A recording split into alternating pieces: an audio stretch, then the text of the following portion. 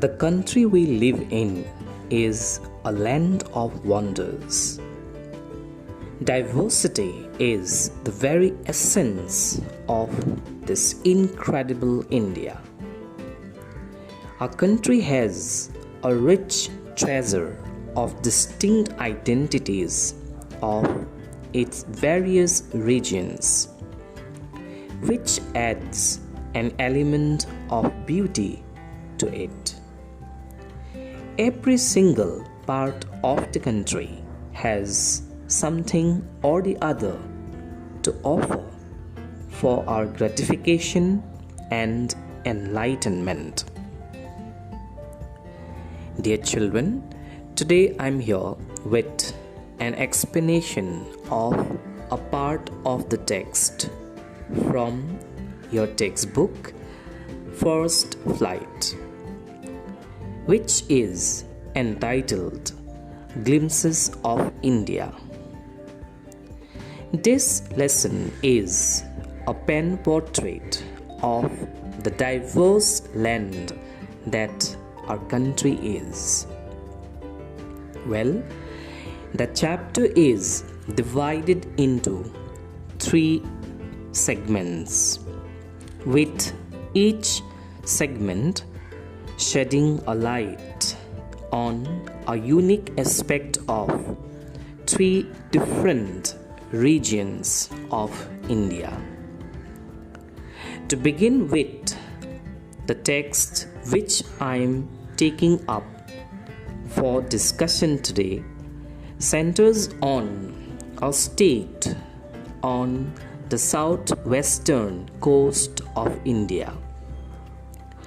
The smallest state of all, a state unlike any other, known for its white sand beaches, amazing nightlife, eclectic seafood, World Heritage listed architecture, and of course, its unique cuisine, including the much common food relished by every Indian household, that is, bread, which is the focal point of the chapter which we are going to discuss today. So, my dear students, the state I am talking about here is Goa, and the chapter is entitled A Baker from Goa. Dear children, let's first take a look at our history, the knowledge of which is essential to our understanding of today's lesson. We will start with our colonial past, when the Portuguese came and settled in this land, thereby shaping the present Goa that we know today with its influence. As you know, the Portuguese rule lasted for about 450 years.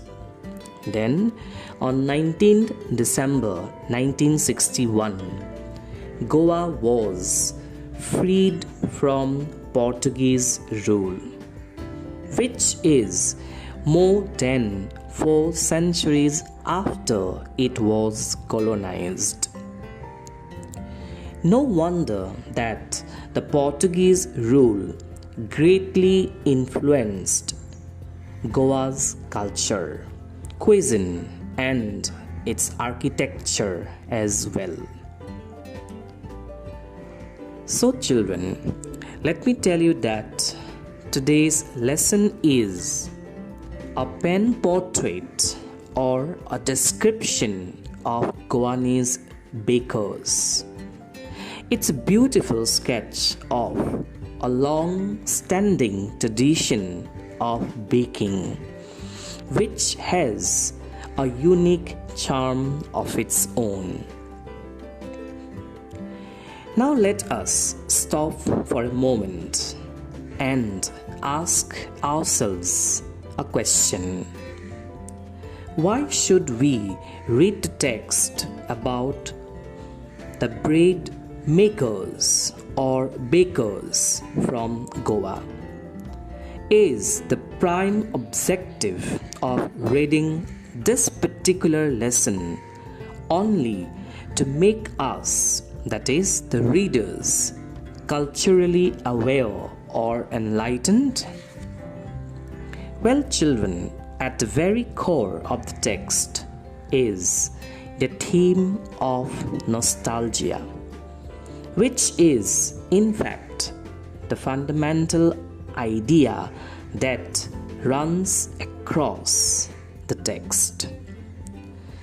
The fond remembrance of the bygone days and the warmth of feeling that it triggers off as we delve into the past makes us nostalgic today. Every generation has its own share of unforgettable memories or nostalgic moments. Such memories enliven our present life.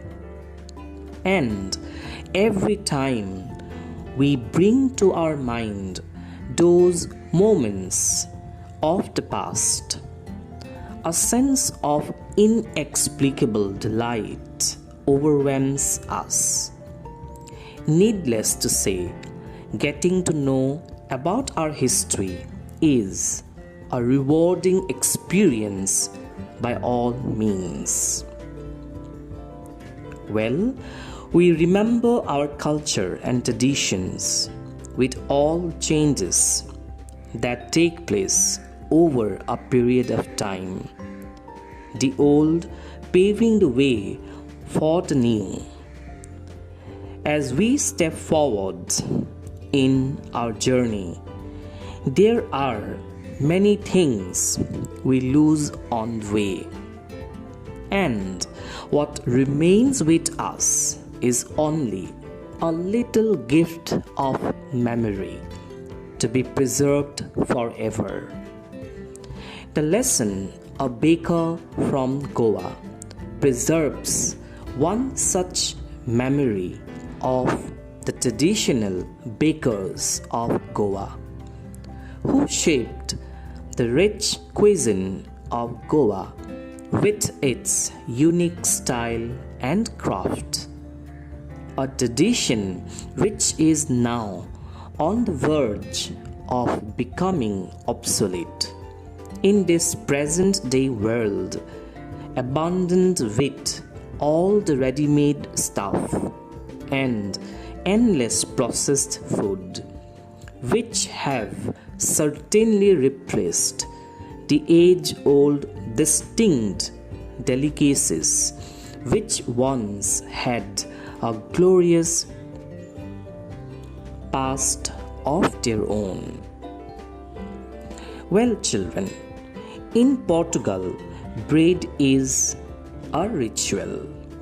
Portuguese families buy fresh bread every day. Bread occupies a very significant place in the everyday life of Portuguese people. So, when the Portuguese came and settled down in India, expanding their colonies, they also brought their bread culture along with them. The Portuguese settled in Goa and shaped the Goanese culture with the assortment of baked products. The bakers in Goa are still called peders or poders after the Portuguese word poded, which means baker, and podida, which means a bread bakery. Bread and other baked products went on to become an integral part in any Goa family, be it wedding, Christmas, or New Year's Day. So, my dear children, with this basic introduction, let us now move on to the text A Baker from Goa.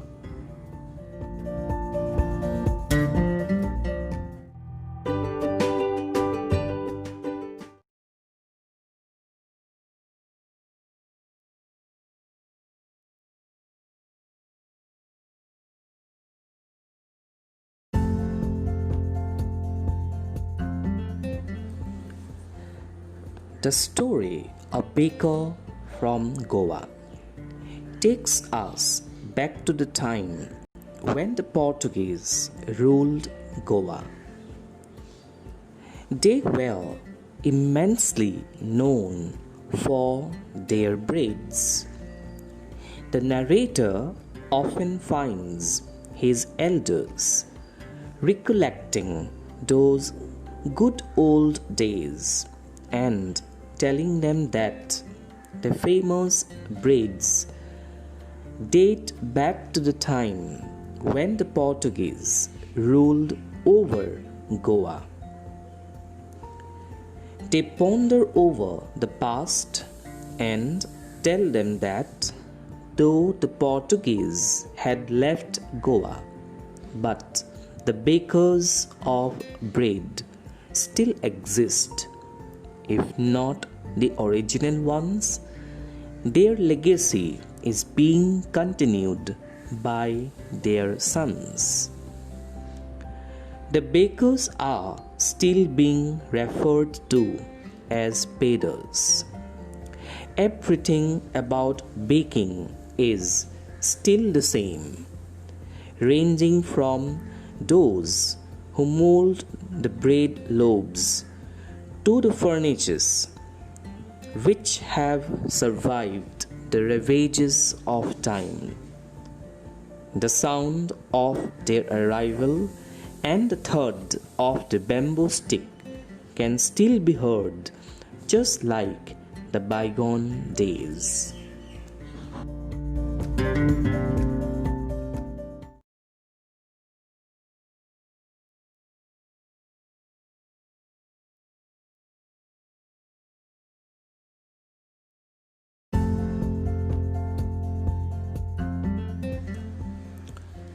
The narrator recalls that the baker was just like their friend and companion during their childhood days in Goa.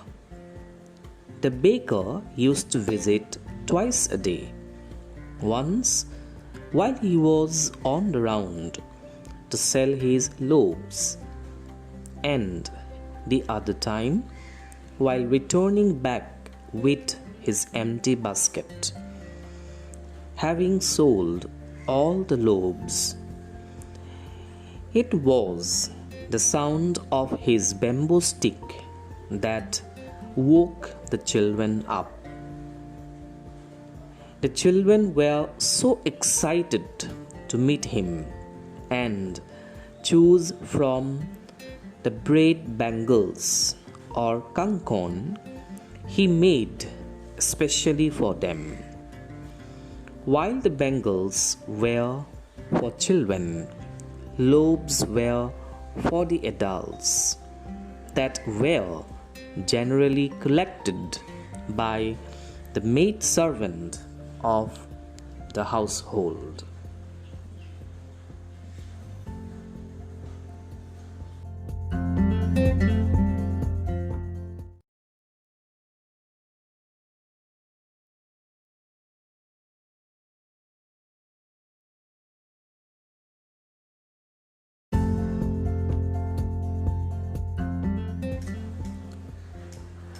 The baker often made a musical entry with his bamboo stick. His one hand supported the basket on his head, while the other banged the bamboo on the ground. He would go from one house to another and greet the ladies before handing them over the loaves. The parents would scold the children and make them stand aside. But as eager as they were, they would climb a bench or the wall to peep into the basket. They did not even bother to brush their teeth before having those braid bangles, because it seemed unnecessary effort for them to pluck mango leaves from the branches to use them for brushing their teeth. They considered brushing unnecessary because the hot tea could effortlessly wash their mouth, and they thought that animals like the tiger never brushed their teeth.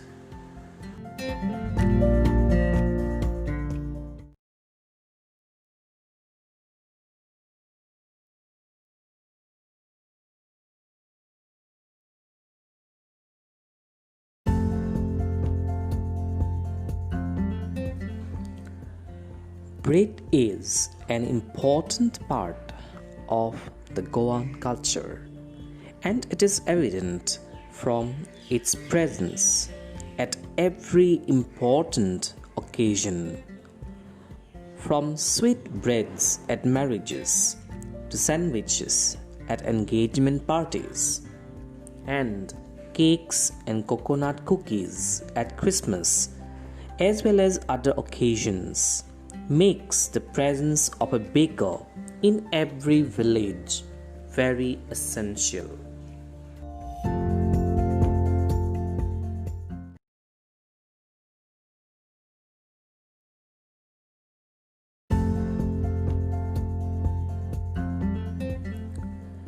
Bakers were known to have worn unique knee-length frock dresses, typically known as kabai. In the narrator's childhood days, he had seen them wearing shirts and pants whose length was shorter than the usual ones. It was a part of their identity, so much so that even if someone wears that trouser length now, he is said to have dressed like a baker or pader, as was said in olden times.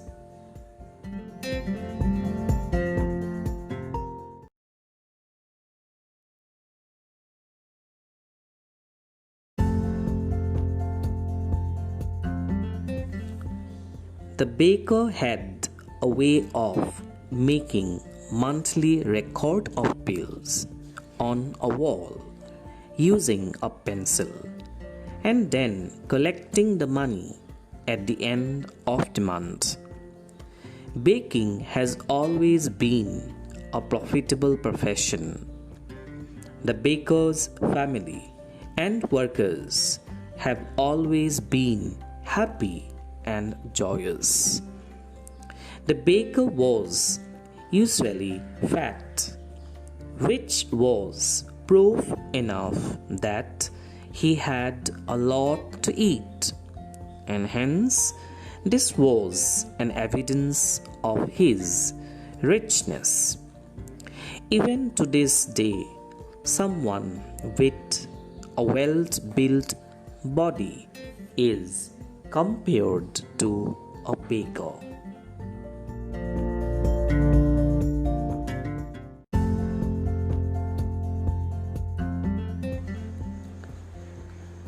So, my dear children, the lesson A Baker from Goa highlights the importance of the traditional practice of making bread for every occasion and festival of the people of Goa. Thus, the chapter brings to light the fact that our traditions, heritage, values, and practices are the roots which nourish us. Such traditional practices can certainly keep us connected to our past heritage. In doing so, they also give a definite shape to our personality and our individual life. And emotional support as they are, without any doubt, these practices enrich our culture and heritage, and we must preserve them for the posterity. We have also seen what an influence an ordinary and simple person like a baker has in the Goan society. The baker was held in high regard by one and all. He was very cordial in behavior, and children always looked forward to his arrival. I hope you all remember the author having mentioned that the baker was a friend and companion. So we see the important role played by common people such as a baker in the everyday life of the Goanese people. This simply goes out to say that sometimes happiness can be found in our attachment with people of diverse backgrounds and professions. As it is said, no man is an island.